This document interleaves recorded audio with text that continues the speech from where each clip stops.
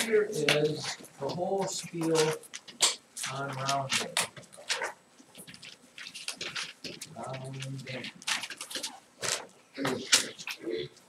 Let's write it for example here.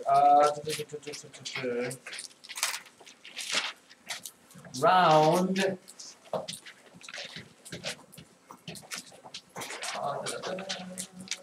10.381 to the nearest tenth.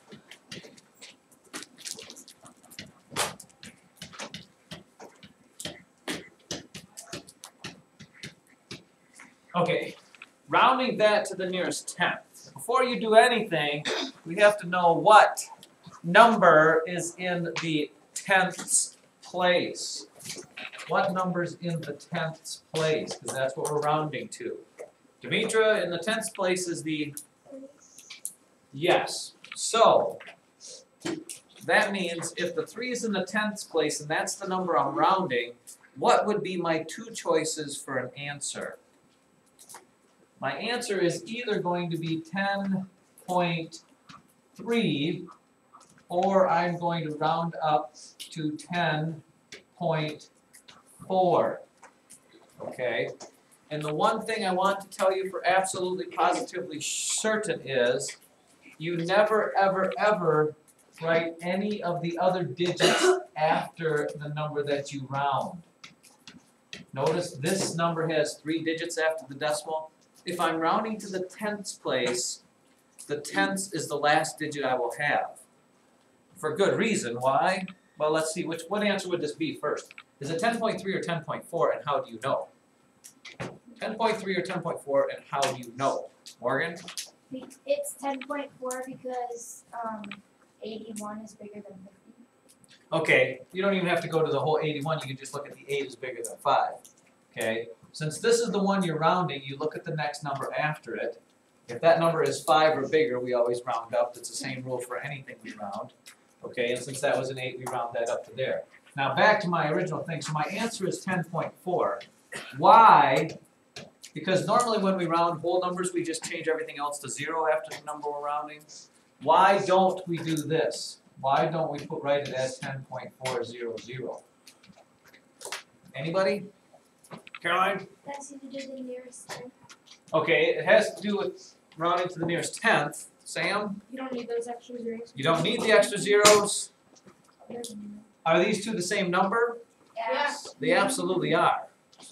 But when you round to the nearest tenth, your answer needs to be in tenths because if it's not, then how do you say this number? This is 10 and 400 thousandths. Okay? And if I said 10 and 400 thousandths, somebody might think that I was rounding to the nearest thousandths and not the nearest tenths. So if you're rounding to the nearest tenth, then you keep your answer only in tenths and you don't round the rest of those digits there. Okay? What would, how about this one? 35, let's put it somewhere else.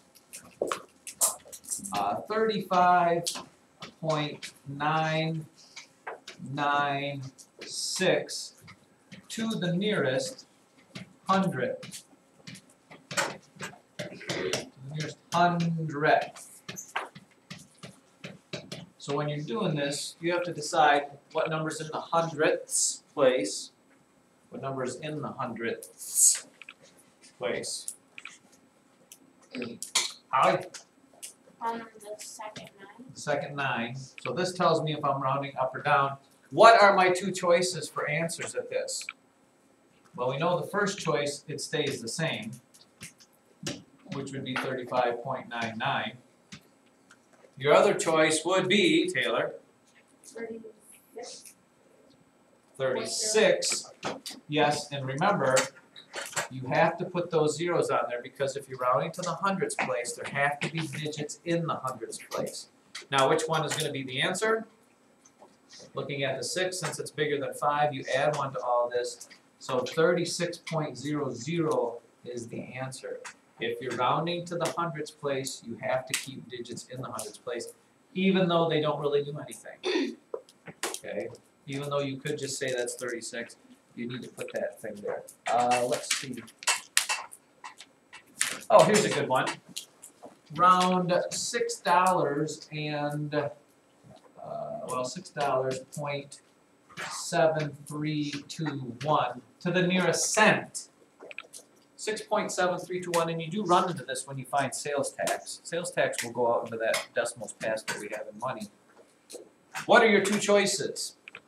It's either gonna be $6.73 or $6.74, Grace, and it's going to end up being what, 3 or 4? 3. 3. How do I know that? Because that's less than 5. So rounding this to the nearest cent is $6.73. That shouldn't be too tough there. What about if they ask you to round to the nearest whole number?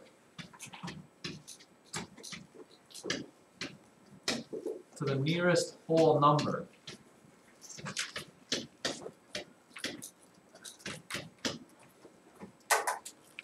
What, Kyle, is a whole number? Exactly.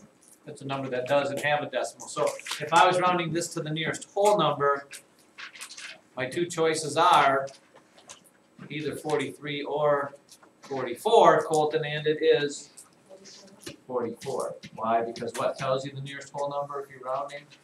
That 8 after there. So it's, I think that's all the fun and excitement that is there. Nearest whole number, nearest tenth, nearest cent. Alright. Perfect, because I need to get you a quiz. Quiz and set number 51. You should have lots of time for those. It's been a long time since we've actually done any of that.